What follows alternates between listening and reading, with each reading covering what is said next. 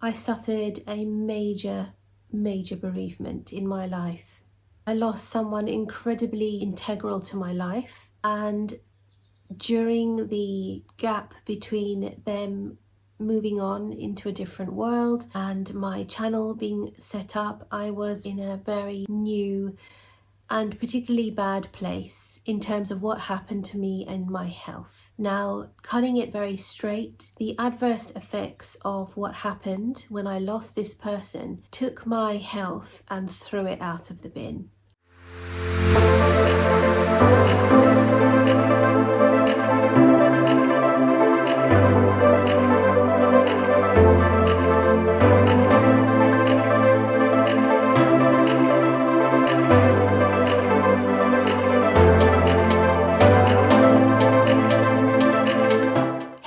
Welcome back to my channel. If you're new here, my name is Cara and I'm from London. Right guys, welcome to a slightly different view for you. I thought I would share something quite personal to myself, and I have alluded to it before, and I thought, you know what, rather than go in the other area where I normally film and it's all about fashion, this isn't about fashion, so to speak. This is about me, and I just wanted, 3 years now I've had my channel, and I've had so many wonderful regular commenters, subbies, even on my Instagram, and I thought I want to share a little bit more about me because it is kind of related to fashion, but it also very much isn't. Now, if you're new here and you don't know who I am, my name is Cara. Like I've said before, you'll have to excuse me because I'm just getting over a cold. I don't know where this cold came from, so I've actually, in fact, let me just get it and hold it because I've just finished a horrible head cold, and I'm actually drinking, in here is just Manuka honey and hot water. So if you don't have Manuka honey, it's medicinal and it's really good. So let me just sip this for a moment. So if you don't already know me, I have a fashion channel. I live and breathe fashion. I love it. I work in it. I have been in it since I was a child. My mother used to be a fashion designer. So everything on my channel is fashion related. Now, 3 years ago, I set this channel up because I wanted an outlet for myself. When I say an outlet for myself, now bear in mind this is going to be quite a chatty vlog, so get yourself something comfortable, get yourself a Manuka honey and hot water and tuck up, and I hope you find this vlog helpful. I'm leading into it on purpose because if you are a regular, this is probably not something you would have expected to see on my channel, so I'm wanting to give you a bit of a context behind why I wanted to talk to you about this before I get right into it. And it is quite a difficult one for me to talk about, especially on camera. It's been something I have been wanting to talk about for a while, and I was kind of thinking, do I want to share this? I'm even filming this thinking I'm just going to speak, and whether or not this goes live, you will soon see. I may not even publish this, we will see. I think it's more for me to say, I want to give a little bit more about who I am, or perhaps connect the dots into why I do try-ons, for example. I will get to the fashion part at the end, but one of the reasons why I wanted to sit here is because the notion and the topic of grief is worldwide. We all unfortunately experience it. It is the cycle of life. I have experienced grief before, but the particular grief I'm talking about today is something that has absolutely rocked my world. It knocked me for 6.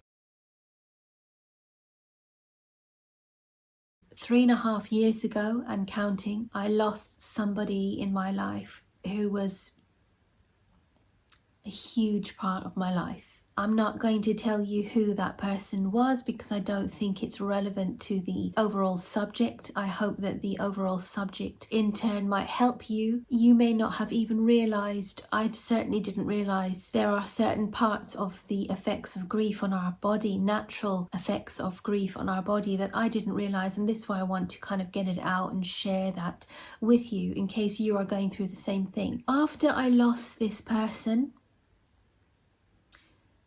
it was around the middle of the year, and a very important part of the year as well, so that was like a double whammy knock. I was just going through the notions, you know, when you lose someone, you are obliged to take time away, they say. You know, your work will say, take all the time you need, but ultimately they do need you back. I took about 2 weeks. I didn't really take 2 weeks off, but I didn't work in the way that I normally worked. So I was able to work a bit slowly. I was lucky enough to have that option. But then coming back after 2 weeks, it was now full-blown summer. Luckily, I have a very good support system. I have my mum and my other half. I spent most of the summer just kind of walking, trying to fill my brain with nature. I can talk to you more about how I coped with my grief in a separate vlog. Otherwise, this is going to take a very long time to talk to you on. And I'm already conscious of how long this vlog might turn out. Sudden grief is categorically the most difficult type of trauma a human being can go through. Sudden grief is what happened to me. Now, I didn't know this person was going to pass away. This person didn't know that they were going to pass away. I spoke to that person days before and everything was fine.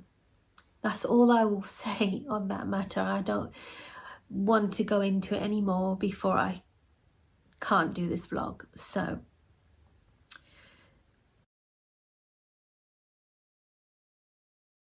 what I want to get straight into and say is that I didn't realize that having this sudden trauma, now medically this is called a sudden trauma, and reading up about this before I went on here to talk to you, I thought, you know what, I'm not going to get too much involved about the medical terms because it's already all out there. We can all go and search it ourselves. This is more of a personal sharing story with you, coming from my heart. I haven't prepared any notes. I was thinking I should probably prepare notes. How long can I chat for? But I'm thinking it's better it comes from the heart. It's a very hard topic to talk about and quite painful.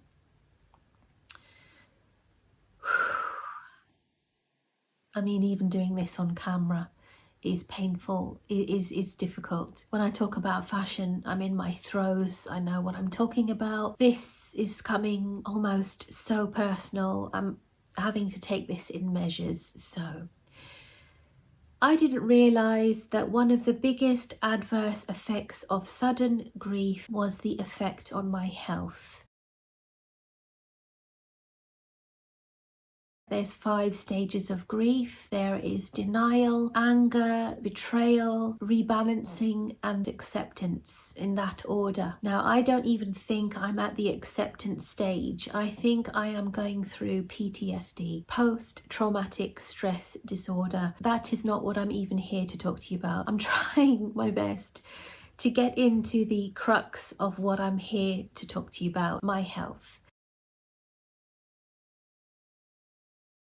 Did you know that one of the key things that happens when you go through a traumatic event or experience in your life is where your brain and your gut stop speaking to each other? What happened to me after this traumatic event was my weight absolutely ballooned, but not in every place of my body. Suddenly, everything I started to consume, I would have a severe swelling on the top of my stomach or bloating. I thought I had IBS. I thought I had a lactose intolerant. I thought I had a wheat intolerant. And I thought, you know, it's probably something I've eaten. Maybe it's, I don't know, maybe I'm stressed and can't take certain foods right now, because I did know up to a degree that when you have a traumatic experience, your body does go into haywire.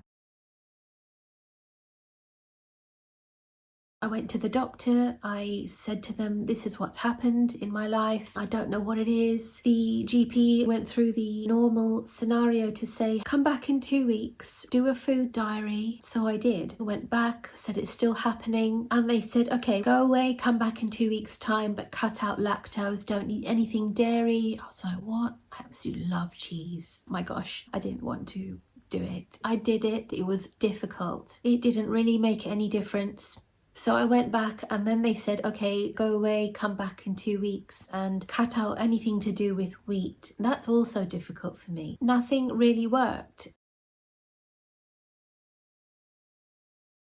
I started to investigate intolerance test companies. Now, at the point of when I started to look into this, I was already cutting things out of my diet myself. I've already been to the doctor twice. I'm trying to get through this depression that I was in. I was in major denial. I could not cope and I didn't want to go back to the doctors again. So I started to take things off of my diet: onions, garlic, chicken, eggs, pasta, things that I normally might eat, just cut them out.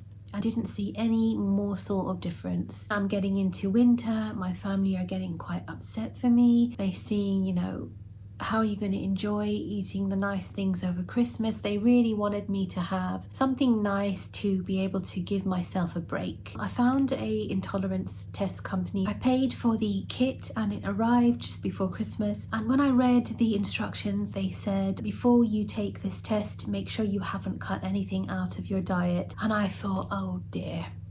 I've cut everything out and it didn't make a blind bit of difference. So I called them and I said, look, I really wanted to do this test. I'm reaching wit's end. They said, you need to ingest everything again. Everything you've stopped taking, eat it back again for the next 6 weeks, because it needs to be detectable in your blood so that when we do the tests, we can detect if you're intolerant to it. Of course, that makes sense. So I had to eat back everything, give or take. I did enjoy that period of time because it was less pressure on my head to tick the things that I was not eating and just take it all back in.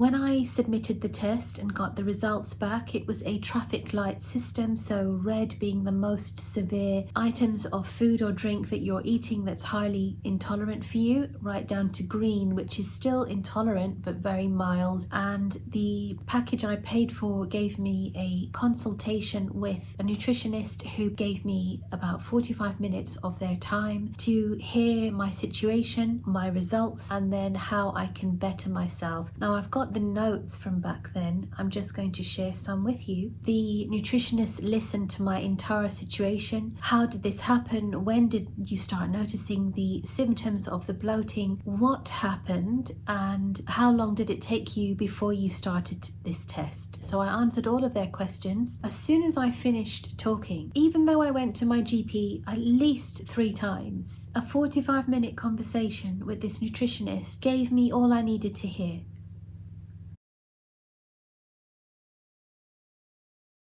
Cortisol is the natural stress hormone that we all have in our body. When you have severe trauma, your cortisol levels increase. The effects of cortisol being too high in your body affects your gut barrier lining. Just below the diaphragm is the very top of my gut. Now, I thought it was my stomach. It wasn't my stomach. They said your cortisol levels are extremely high. If you have sudden trauma, your brain stops talking to your gut immediately because your cortisol goes up. Your brain detects trauma. It doesn't know how to deal with it, so your barriers go up, your stress hormones go up. My body was trying to understand what was happening to it on the adverse reaction of losing this person. And then my gut decided not to speak to my brain. That's how it is. That's what happened. What?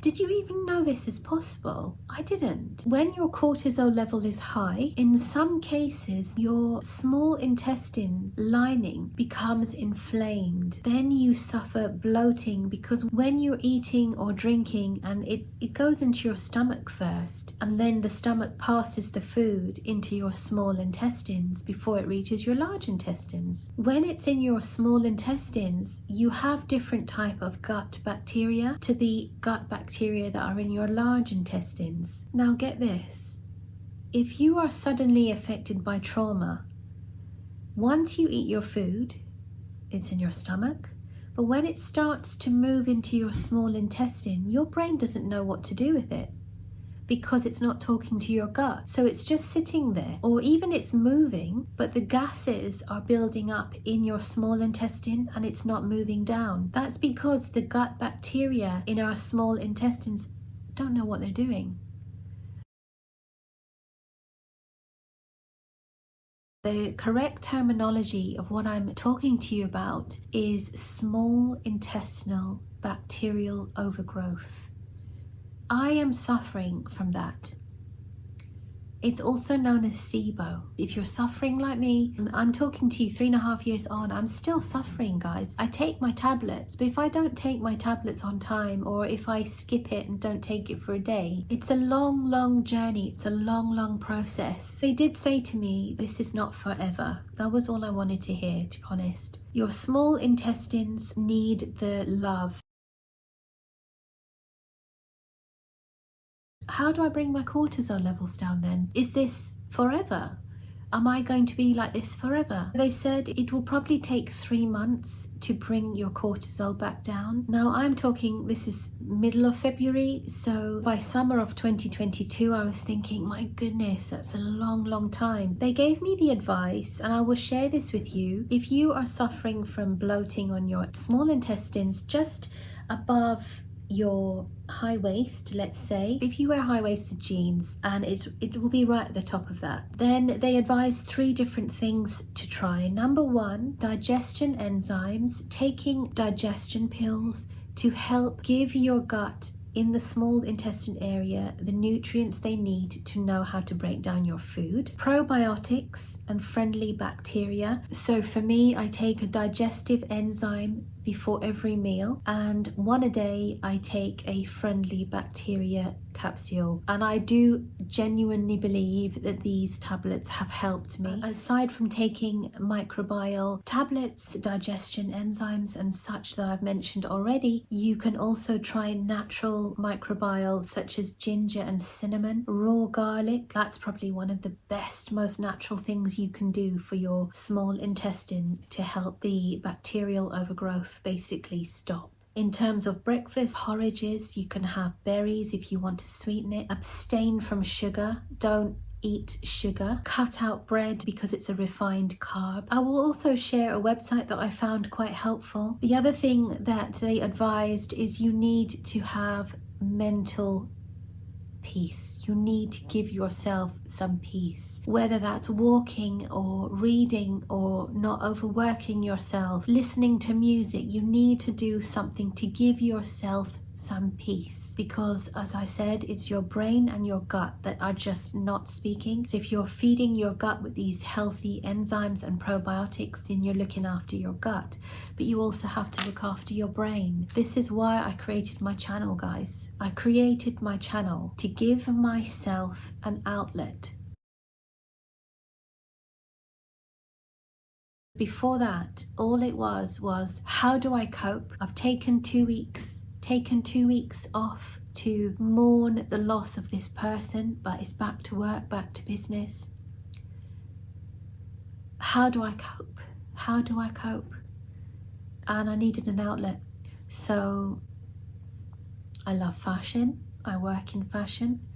I live and breathe it. It makes me happy. A smile is coming across my face, probably for the first time in this vlog. Are you still here? If you haven't and you don't already, guys, and you like my chit chats or my fashion vlogs, please follow me, give me a like, a love, a comment, let me know even how you feel this vlog is going. Obviously it's very personal to me, but I decided to set a channel up to do something I love, and it's been the absolute best thing that I've ever done for myself. 3.5 years on from the trauma, I've learned to deal with life, live life alongside grief. That's what they say, isn't it? You carry the grief with you, but you learn to live alongside it. Many people say, oh, you'll get over it, or you'll move on. That's the word. I hate that. I hate when someone say you're moving on from grief. No, I don't move on. I still love that person. Grief is love with nowhere to go. So I still love that person and vehemently disagree that you can move on from grief. No, you can't. You can learn to live with it and keeping the emotions at bay. I just wanted to share with you this vlog because I am slowly getting out of my stupor of Sibo. I said to myself at the end of the year, I don't want to carry my grief weight with me anymore. I mean, guys, I used to be a size 8 to 10 and I'm buying Dior 42s. I never used to buy a 42, but I have embraced it, and I'm naturally curvy anyway. I enjoy my curves. I don't feel embarrassed about my curves. I'm not here to say I want to get back to my regular weight because I don't like being the way I am. Actually, I want to get back to my regular weight because I don't want to carry the reminder of the grief weight. I've got grief weight and I need to get it off. I'm quite spiritual, and I also want the person to perhaps look down upon me and say, do you know what? Get yourself back to how you want to be, because you might just be that little bit happier. So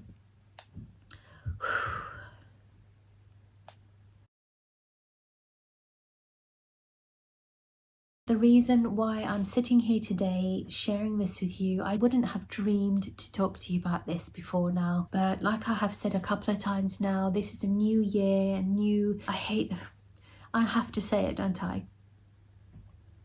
It's a new year and a new me. It's very cliched, I know. Everyone says it, and I believe that everyone believes it, but I'm really genuinely needing to get back. So I'm doing my cardio, I'm at the gym, I'm running. Someone asked me actually recently, what is it that you're doing, because you look great. So thank you if you're watching this. I'm actually hitting the treadmill at the minute 2 to 3 times a week. This is probably the healthiest I have been in terms of exercise.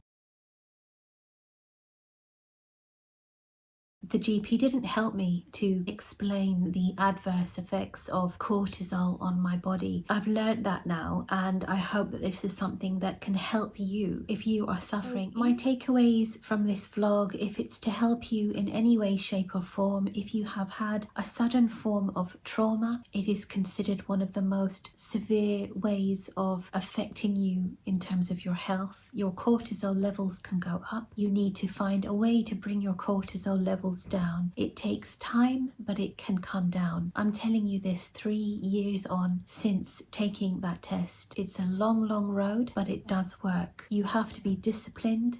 Cut the things out if you know what things are triggering your intolerances. When you go to restaurants and they ask you, have you got any dietary restrictions, say yes. Sometimes in the past I've actually said no because I don't want to talk about it. I don't want to have a scene. Say yes. Just say, what's on the menu? I'm intolerant to these things. You just have to. You have to be able to listen to yourself. I hate saying the most cliched things, but you've got to look after yourself. No one else will. You've got to think about what you're eating, putting into your body. Take the walks that you need to take, because I tell you what, apart from taking the tablets, the walks that I've been doing in the summer have been so helpful. I try to keep myself in check with my stress. I mean, my work can be so stressful. It's a very high demand job that I do in fashion. It can just consume my whole head. My whole day can go because of the stress. I have to remember, I don't want to tilt the scale back onto the high level of cortisol because I know how long it's taken me to get here.